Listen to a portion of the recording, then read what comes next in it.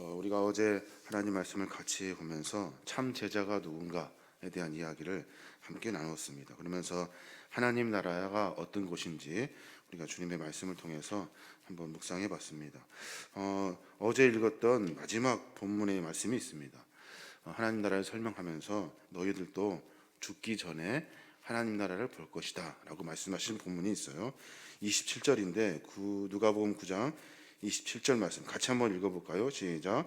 내가 참으로 너희에게 이르노니 여기 서 있는 사람 중에 죽기 전에 하나님의 나라를 볼 자들도 있느니라. 죽기 전에 하나님 나라를 볼 자들도 있대요. 그것이 누구냐면 베드로와 야고보와 요한, 오늘 함께 주님의 그 변화산에 함께 기도하러 올라간 그들의 제자들, 그들을 향해서 주님이 하신 말씀이에요. 오늘 우리 읽었던 본문은 주님이 갑자기 그 모습이 변화되시는 모습을 우리 성경을 통해서 엿볼 수가 있습니다. 변화되어셔서 누구를 만나냐면 모세와 엘리야를 만나요. 그래서 그 둘을 만나셔서 하나님께서 구약의 예언과 그리고 나서 율법의 중심이 있던 모세, 그리고 선지자의 중심이 있던 엘리사를 통해서 하나님께 엘리야를 통해서 하나님의 그 거룩한 예언의 성취가 오늘 이루어지는 장면이에요.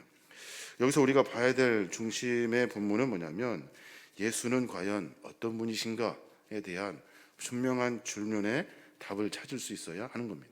예수님이 어떤 분이시냐는 거예요. 35절 있는데 같이 한번 읽어볼까요? 35절 같이 봅니다. 시작. 구름 속에서 소리가 나서 이르되 이는 나의 아들 곧 택함을 받은 자니 너희는 그의 말을 들으라 하고. 예수님은 어떤 분이시냐면 예수님은 하나님의 아들이셔요. 여러분 잘 아시겠습니다만은 본문에 보니까 나의 아들 곧 택함을 받은 자니 라고 말씀하시면서 예수 그리스도는 하나님의 아들 되시는 분이다 라는 사실을 본문에서는 분명히 이야기하고 있는 거예요. 우리가 어제 읽었던 본문에 베드로가 그렇게 신앙 고백하죠. 하나님의 그리스도이십니다. 이것은 인간적인 관점에서 예수님을 본 거예요. 오늘 읽었던 우리가 본문은 나의 아들 곧 택함 받은 자다라고 하는 이 말씀은 하나님 편에서 증언하신 말씀이에요. 다시 말해서 예수 그리스도는 분명히 하나님의 아들 되시는 분이라는 사실을 우리는 분명히 깨달아야 하는 거예요. 그래서 예수님은 선지자나 훌륭한 랍비나 탁월한 어떤 사상가가 아니라 오직 하나님의 아들 예수 그리스도 성자이신 그분이시라는 사실을 우리가 분명히 깨달아야 하는 거예요. 자, 또 하나 예수님은 어떤 분이신가에 대한 본문을 우리가 읽을 수 있어야 되는데 그분은 율법과 선지자가 예언한 분이셔요. 30절 말씀이 있는데 같이 한번 볼까요? 30절 같이 보겠습니다. 시작. 문득 두 사람이 예수와 함께 말하니 이는 모세와 엘리야라. 여기서 나와 있는 모세와 엘리야는 어떤 상징적인 의미가 들어있어요. 모세는 율법의 대표예요. 그러니까 그때 살았던 유대인들 그리고 쫓았던 따랐던 그 율법의 대표가 바로 모세예요. 또 선지자의 대표는 누구냐면 엘리야가 선지자의 대표예요. 그래서 많은 사람들이 함께 생각했던 그 많은 일들 가운데 율법의 대표인 모세와 선지자의 대표인 엘리야가 함께 예수님과 어떤 이야기를 나누는 장면을 제자들이 보게 되는 거예요. 그 장면을 보고 예수님이 어떤 분이시냐면 율법에 나와 있는 그리고 선지자가 예언했던 그 우리를 구원하실 메시아 예수 그리스도라는 사실을 말씀해 주고 계시는 거예요. 예수님은 우리를 통해서 우리를 구원하시려고 이 땅에 오신 거예요. 율법의 완성을 이루려고 오신 거예요. 선지자들을 통해서 우리가 매여있던 많은 죄의 사슬이나 이런 육체에 여러 묶였던 것들을 해방시켜 주시기 위해서 우리에게 찾아오시는 분이 메시아셔요. 그분이 누구냐면 오늘 베드로와 요한과 야고보가 보고 있는 예수 그리스도라는 거예요. 그분은 율법과 선지자의 그 중심에 서 있는 하나님의 아들이신 예수 그리스도, 그 사실을 우리가 분명히 깨달아야 하는 거예요. 또 한 가지 우리가 알아야 될 것이 있는데 예수님은 어떤 분이십니까? 예수님은 죄인을 위해서 예루살렘에 대속의 십자가를 지시기 위해 이 땅에 오신 분이셔요. 우리를 위해서 십자가 사명을 감당하시기 위해서 이 땅에 오신 거예요.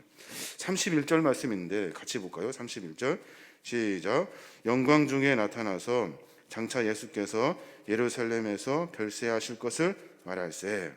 모세와 엘리야와 주님께서 영광 중에 나타나셔서 함께 이야기를 나누어요. 어떤 이야기를 나누냐면 예루살렘에서 주님께서 별세하실 것을 이야기하고 있는 거예요. 이제 주님이 십자가 사건을 통해서 죽으시고 다시 부활하셔서 그를 믿는 모든 사람들에게 하나님께서 죄를 사함받고 새로운 생명을 갖게 해주시는 십자가 사건, 온 인류를 구원하시고자 하시는 이 구원의 사역에 대한 이야기를 하고 있는 거예요. 한번 생각해 보십시오.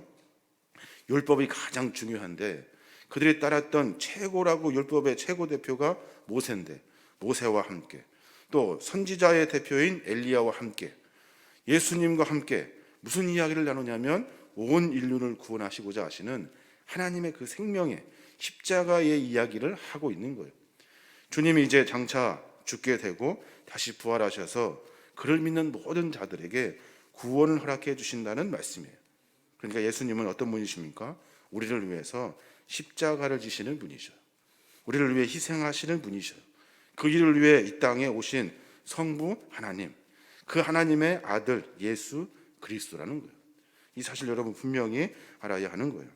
또 한 가지 우리가 예수님이 어떤 분이신지 찾을 수 있는데 29절 말씀입니다. 같이 한번 볼까요? 29절 시작. 기도하실 때에 용모가 변화되고 그 옷이 휘어져 광채가 나더라.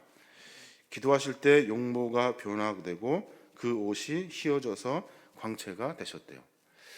이것은 지금 현재 나타나는 현상을 말하고 있는 것 같지만 사실은 장차 오실 예수 그리스도, 우리를 다시 새로 우리 이 땅 가운데 재림주로 오셔서 우리에게 다시 새로운 생명을 허락해 주실 예수 그리스도를 예표하고 있는 거예요. 해같이 빛나는 얼굴, 광채 나는 흰옷, 예수님께서 본래 하나님의 영광을 지신 분이셔요. 그 하나님의 영광을 지신 분이 인간의 몸으로 이 땅에 오셔서 우리에게 잠깐 보여주신 거예요. 하나님의 그 영광의 광채, 그분이 원래 어떤 분이신지를 우리에게 보여주셔서 장차 재림주로 오실 예수 그리스도를 예표하고 있는 겁니다. 우리가 신앙생활을 하고 있습니다. 신앙생활을 하면서 가장 중요한 것이 뭘까요? 뭔가 열심히 하는 것이 중요할까요? 그렇지 않습니다. 예수님이 어떤 분인지를 정확히 깨닫는 것이 중요합니다.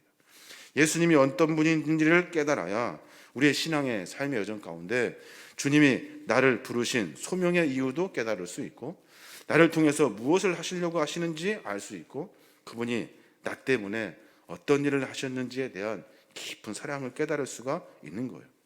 신앙생활을 하면서 그냥 오늘 베드로가 그렇게 말하잖아요. 갑자기 자다가 일어나가지고 내가 토막을 3개 짓겠습니다. 이렇게 쓸데없는 일을 하면 안 돼요. 이렇게 자기 생각대로 하는 것이 아니라 오로지 십자가 없이는 영광이 없다는 사실을 깨닫고 예수 그리스도를 내 안에 깊이 모셔냄으로 말미암아 우리의 삶이 하나님이 원하는 삶을 살아야 하는 겁니다.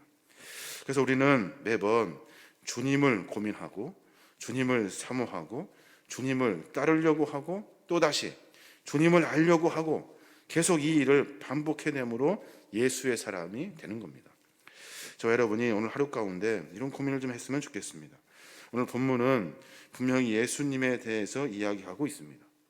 여러분은 예수님에 대해서 어떻게 말씀하실 수 있습니까?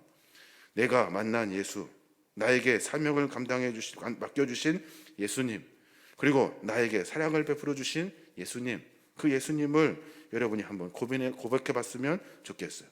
그 고백을 통해서 우리의 신앙의 깊이를 만나는 겁니다. 더 예수님을 깊이 만나는 거예요. 그 삶 가운데 하나님의 제자의 삶으로 주님을 모시는 신앙인의 삶으로 살아가는 겁니다. 오늘 하루 가운데 이런 기도와 묵상으로 말미암아 주님과 더욱더 깊은 교제를 나누시는 거룩한 믿음의 종들 되시길 바랍니다. 아멘.